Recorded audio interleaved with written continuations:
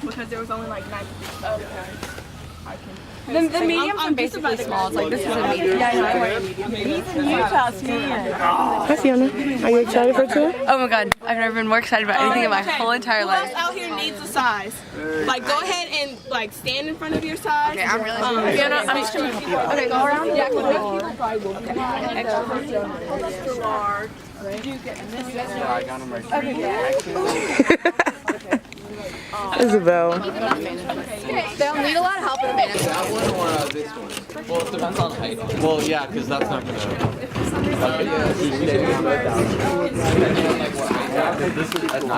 Oh, I like No, I mean, I mean, I haven't really cleared this in Mr. Lawrence. sorry, Ben. I'm sorry.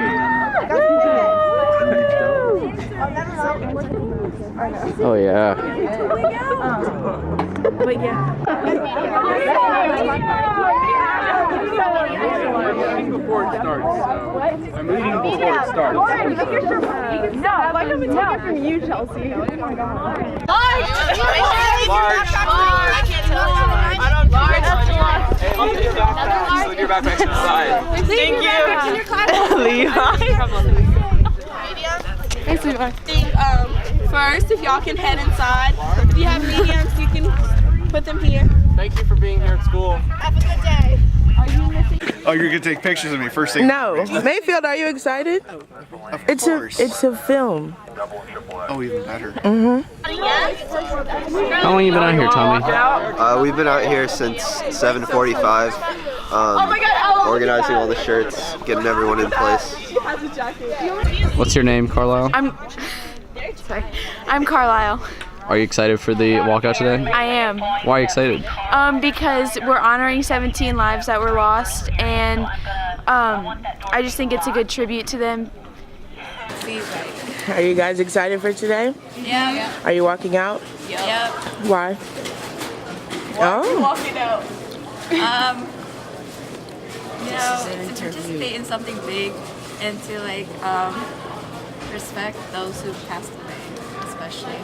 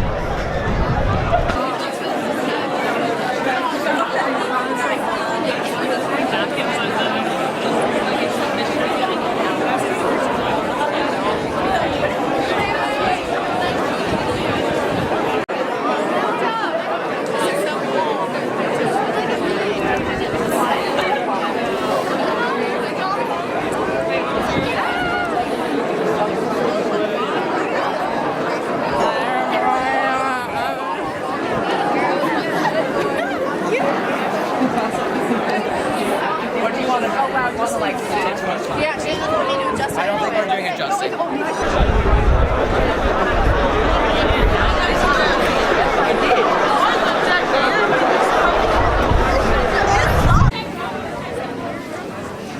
Good morning, and first we just want to thank everybody for participating in the walkout today. It means a lot, and know that you are using your voice and people all around are going to hear it today.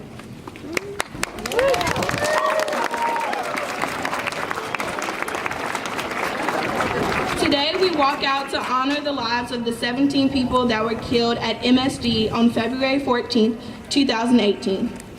Alyssa Alhadef was 14 years old, and Scott Beagle was 35 years old. Right now, we will take a moment of silence to recognize all of the lives that were lost.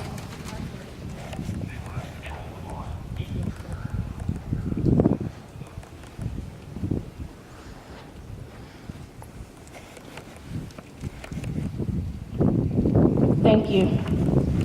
As students, teachers, and staff, today we are calling out local officials to reflect our needs and values in their elected positions. As SGA president, as a student, but overall as a person, I stand here today to say that my voice will not and cannot be silenced. We have work to be done, so use your voice, whether it's through social media or speaking on a platform today, to let people know that we're not going away and enough is enough.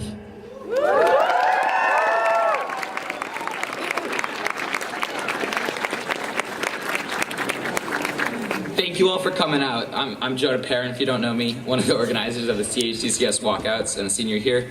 It's really great to see so many Carver High School students taking a stand for the issues you care about. Today, I am paying special tribute to two kids who died in Parkland. Martin Duque Anguiano, age 14, and Nicholas Doret, age 17. I'm 17. Let me tell you all what we are here for. We need safer schools, and a school is meant to be a space of students and not a shooting ground. But we also need a safer society. Since the beginning of 2018, and that's just 3 months, there have already been 45 mass shootings. We've buried far too many, far too soon. We demand that Congress pass the following bills. Senate Bill 2095, which will ban assault weapons. Senate Bill 2009, which will expand background checks. House Bill 2598, which will allow citizens to express worry about citizens such as Nicholas Cruz. And Senate Bill 1856, which will stop the militarization of our police. So Congress, don't say you can't do anything because you can. Don't say that you are paralyzed in inaction because you aren't. Don't say that you need the support of the NRA to get elected because you also need our support, our votes. The NRA goes or you go, your choice. We've thought enough, we've prayed enough, we've mourned enough, and we've come together as a community enough. We've waited long enough. It's the time to act. So let me tell you what you as teenagers can do. Come to DC with us and protest there as a nation on March 24th. If you're interested, come to our meeting tomorrow about the trip. Call your representatives, your senators, your congressional leaders, your president. Show them that Carver High School, that North Carolina, and that all of the teens across the country won't take this. Finally, register and pre-register to vote if you are 16 or older. Take the resistance to the ballot box. Come see us at lunch to get registered. Thank you.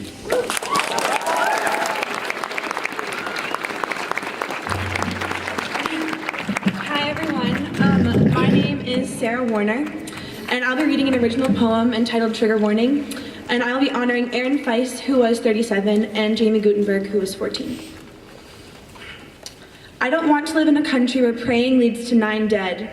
I don't want to live in a country where children are hunted like deer for sport, where metal detectors are more common in schools than state championship trophies, where fearing for your life is just another Wednesday. Life is not a game. You don't get 3 extra lives or a replay.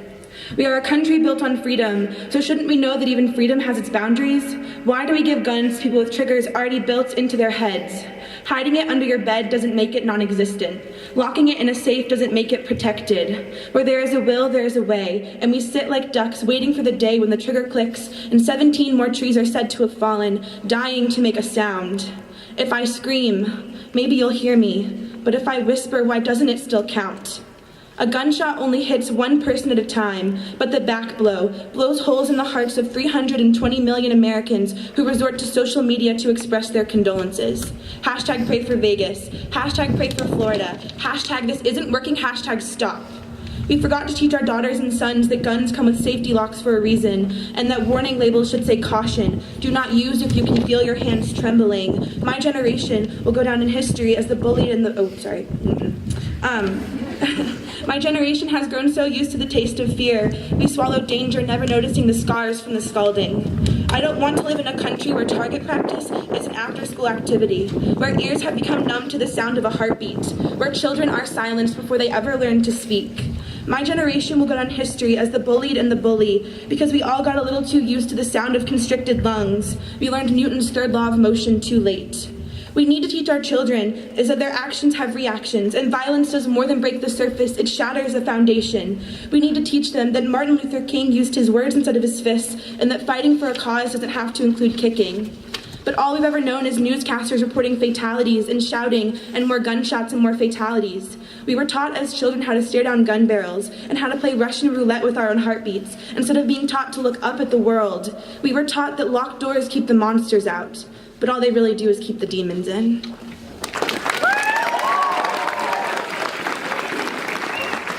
Hello, my name is Sean Aiden. I will be speaking on behalf of Elena Piat, and I dedicate this to Chris Hickson, who was 49.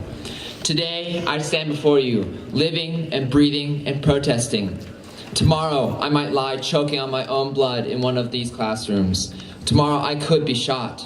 Today, I stand before you to speak of rage and sorrow, of the pain and shock of children lying dead on the floor. Tomorrow, I could be one of them, a child in pain, shocked, pumping lifeblood onto the tile. Any of us could be. I stand here today to speak of tomorrow, but there are two tomorrows. One of them is blood and death and regret, another strike in a long tally of names. A tomorrow where we forget what we said here today, the line we drew in the sand. Other is joy and new beginnings, another strike in a long tally of days, another step taken to adulthood, a tomorrow of normalcy, a tomorrow with more tomorrows ahead of it, a tomorrow where we can do not know the pain of a bullet wound, the terror of a violent death. Every single day that this nation delays action is a today where we choose a tomorrow that ends with little corpses. But this day is not the same. Today, I predict the nation will choose a tomorrow, and they will choose a tomorrow that gives us the chance to grow up and grow old. A tomorrow where we deal with frustration and not fear. A tomorrow when the worst fate that can befall us is a failing grade. I predict that this nation will choose a new tomorrow, and that miraculous day is today.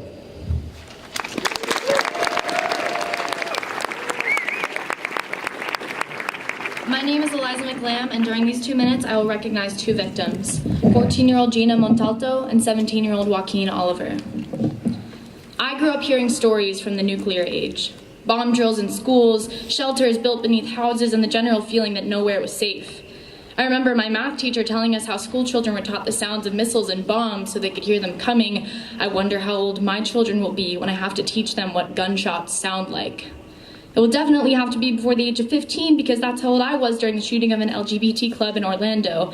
I learned that a place that celebrates pride and creates unity can be a place for bloodshed. I watched our legislature do nothing. I wondered, are we proud of this? It will definitely be before the age of 14 because that's how old I was during the shooting of a black church in Charleston. I learned that a place of holiness and worship can be a place of bloodshed. I watched our legislature do nothing. I wondered, what is it that we worship? I will definitely be before the age of 10 because that's how old I was when I, along with the rest of my 5th grade class, sat shaking and paralyzed with fear, unable to look away from the bloodshed. I watched a man gun down his wife. I did not wonder what gunshots sounded like anymore. My generation grew up on gunshots. So dissociated from violence that when my news app notified me that 17 were killed in a Florida school shooting, I didn't even click to read the full news article. So attached to the Second Amendment of the lone wolf shooter that we disregard the First Amendment of the people left in the wake of his violence. So addicted to the glorification of violence that you can't help but wonder if the fact that we spent $12 million on a military parade is at all connected to the fact that people parade military weapons in our streets. I learned that the problem is American. I watch our legislature debate the value of our lives next to the value of our rights, and I wonder, when did we stop protecting the right to life?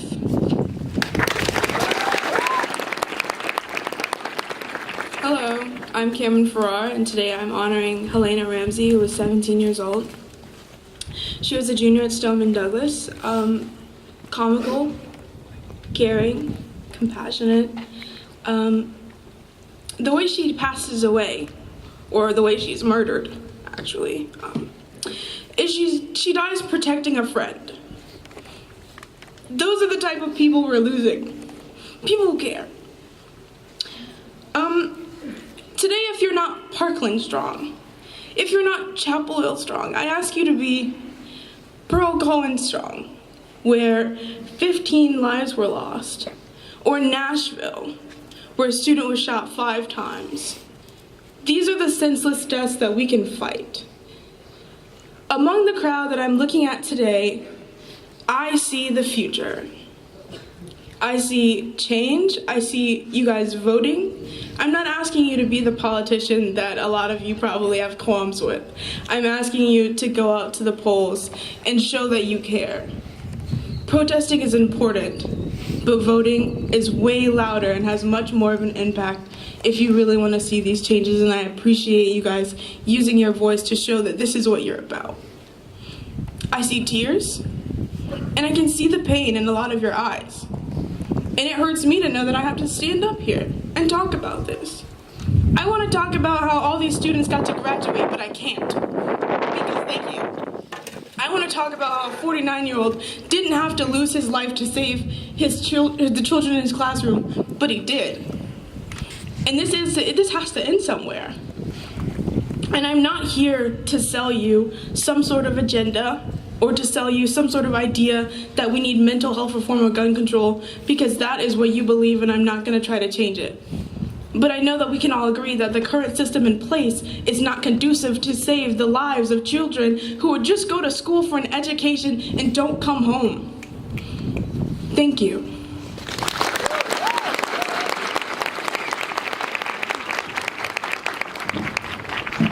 Hi, my name is Anna Kemper, and today I'm honoring the life of Alex Schachter, 14 years old. Alex moved to Parkland at a young age for a better life after his mother died. Like a lot of us standing here today, he balanced his hard school schedule while still doing what he enjoyed most, playing 2 instruments for the Stoneman Douglas High School Marching Band. He was extremely close to his 3 siblings and father. He could easily be one of us, but he was killed. Today I walk out to bring awareness to gun violence. We have a voice and it needs to be heard. Today I walk out to stop living in fear and use our powerful role as next generation leaders to create a change. We need to continue talking about this issue, continuing remembering the innocent lives lost, and continue putting up a fight. Today I walk out to tell legislators that enough is enough. Remember, your voice matters, so today we walk out.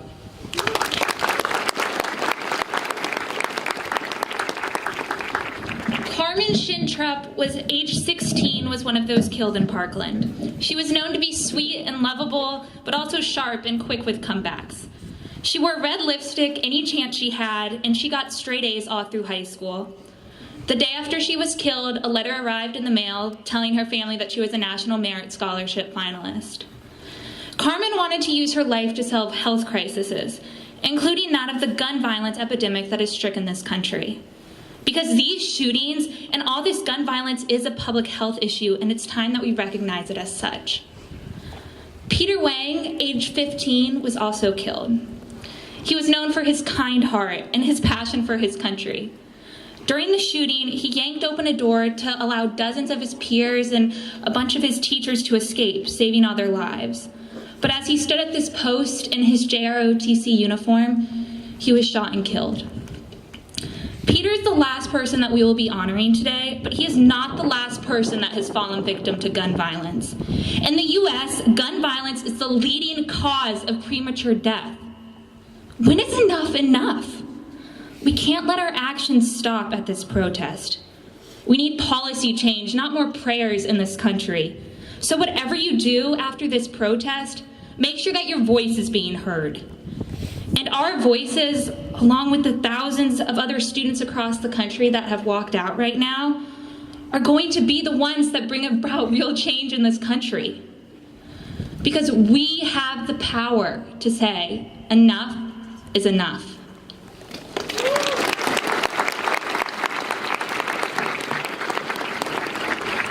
So thank you again for everybody coming out to this walkout. Our 17 minutes are over, but that doesn't mean that we stop talking now. That doesn't mean when you go back to your classes, you're not allowed to continue to share how you feel. That doesn't mean that tomorrow you shouldn't wake up and say, I have something important to say. So right now we're challenging all of you to use your voice as students and go beyond Carrboro High School and challenge the officials and let them know that we're here. Enough is enough. We're not going away, and it's time to make change. So thank you guys. Please return to class now.